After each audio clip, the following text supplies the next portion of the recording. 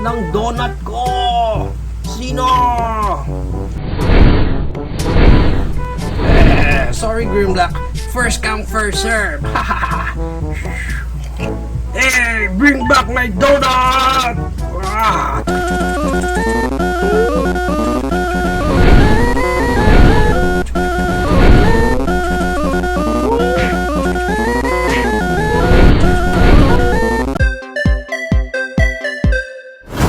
The toy that we're going to review for today. This is the Transformers Legacy Evolution Dinobot Swoop. And pag binili natin siya ganito klaseng packaging, meron siya sa harap, and sa likod, and sa gilid, and sa kabilang gilid, and sa ibabaw, and sa ilalim. Okay, so mapapansin nyo bakit aalog-alog na yata dyan si Swoop sa kanyang loob ng packaging. It's because bili ko itong Swoop na to sa FB Market na lang as second hand. So nakuha ko siya around 600 pesos na lang. But if you're going to buy Swoop na brand new, price range niya sa market is around 999 up to 1,500. Now, pag na-unbox natin itong Swoop na to, syempre ang nandito lang is yung kanyang manual and also yung love letter sa atin ni Hasbro. Now, moving right along, nandito na ang ating main figure na si Swoop na ang kasama lang niya is yung kanyang accessories here. Check muna natin itong kanyang accessories. All black ulit yung kanyang accessories na medyo unsatisfying sa mata yung kanyang paint up. Again, sana yung plastic na ginamit dito is talagang black na lang. Instead of gumamit ng gray and then pininturahan pa nila ng black. Kasi kung black plastic na yung ginamit nila dito, mismo even yung mga loob-loob niya, color black na rin. So, mas maganda siya. Weapon niya na to is na hahati pa yan sa gitna. Ayan, ganyan. Moving right along, check natin yung kanyang details.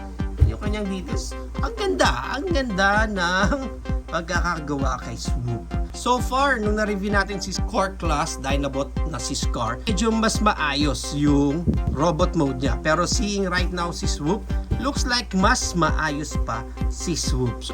And even yung mga details pa niya, ang ganda ng mga details niya dyan, no? Ayan, no? Yung mga small details niya na yan na nagbigay ng buhay sa kanya.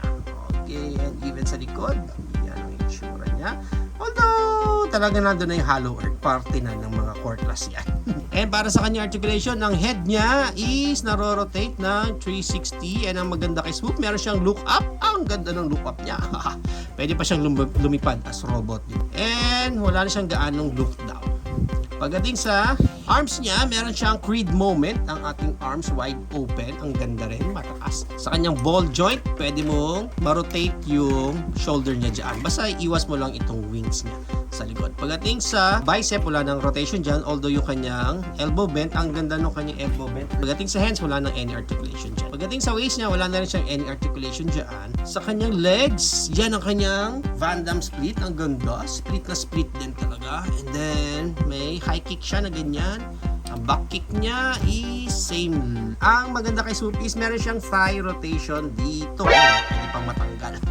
Knee bent, yan. Ganda rin. Bent na bent, di ba? Pagdating sa paa niya, wala lang any tiltage dyan, pero mapapansin ninyo, parang naka-auto tiltage na siya. Para pag tinayo mo siya, hindi siya basta naka-straight forward lang na legs na ganyan. Iba pa niya articulation pagdating sa wings niya, yan, naka-fold dyan na ganyan.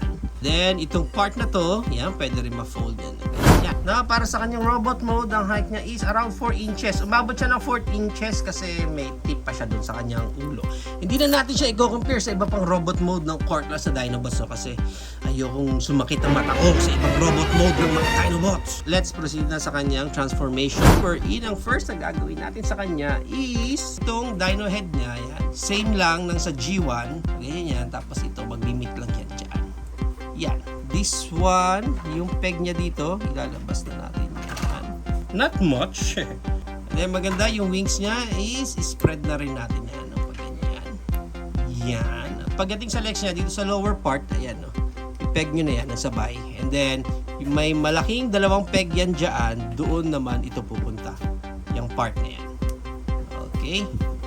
Diyan siya magpipeg. Yan. So, buo na agad natin yung body niya. And pagdating sa robot hands niya, actually may peg pa siya dyan.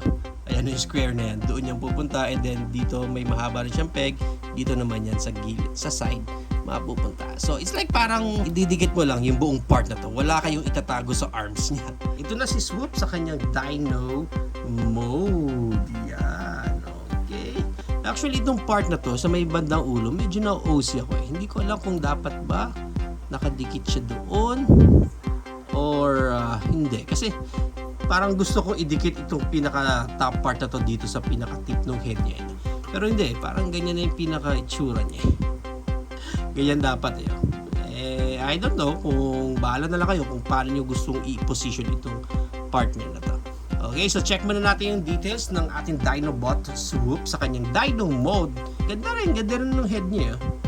Medyo gold yung dating ng kanyang. Yung details niya, okay din naman. Yan. And then para sa articulation lang kanyang Dino mode, wala. What? Kundi yung wings lang niya. Yung wings niya na naging medyo limited pa yung articulation kasi tumatama nitong part na to dito. So hindi mo nagaano mataas yung wings niya other than itong sa second part ng wings niya. Parang pag ganyan lang. Yan. Or baba ng ganyan yung articulation ng kanyang wings. So yun lang. Yung kanyang accessories dito, itong dalawang block na to, well, pwede mong paghiwalayin yan. Pwede mong ikabit yan dito sa kanyang wings sa likod. Yan. Okay, then ganun din itong kabila. Yan, so ganyan na itsura ng kanyang mga weapons pag kinabitan na. Which is, ang ganda pag dito sa view mo sa taas. Oh.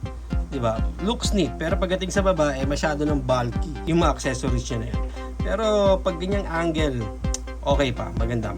Ang maganda niyan is isama na natin si Swoop sa iba pa niyang Dinobot core class. Tulad ni Scar, ni Sludge, ni Slug, at ni Grimlock. Yeah. Mukhang malapit na natin makompleto ang ating gang and looks like si Snarl na lang talaga ang ihahunt natin ngayon. So overall, parang medyo mas na-appreciate ko na yung Dinobot natin. Pero as of now, looks good. Looks good sila sa kanilang Dino mode pag magkakasama na silang lahat. So before, sa review natin, nasabi ko nga na si Scar ang parang may pinakamaayos na robot mode and Dino mode sa kanila. Pero since meron na tayong Swoop ngayon, it's like parang mas okay yung robot mode and yung Dinobot. Mas okay yung robot and Dino mode ni Swoop ngayon. Kasi parang mas simple kasi yung transformation niya and parang mas madali siyang gawin. So siguro yun yung isa sa mga reasons kung bakit mas nagmukha siyang maayos sa kanyang robot mode and at the same time, okay na okay din yung kanyang Dino mode. Pero isa sa pinaka mas inaabangan ko talaga dito sa mga core class Dinobot natin is ano kayang itsura pag nabuo na natin siya as Volcanicus.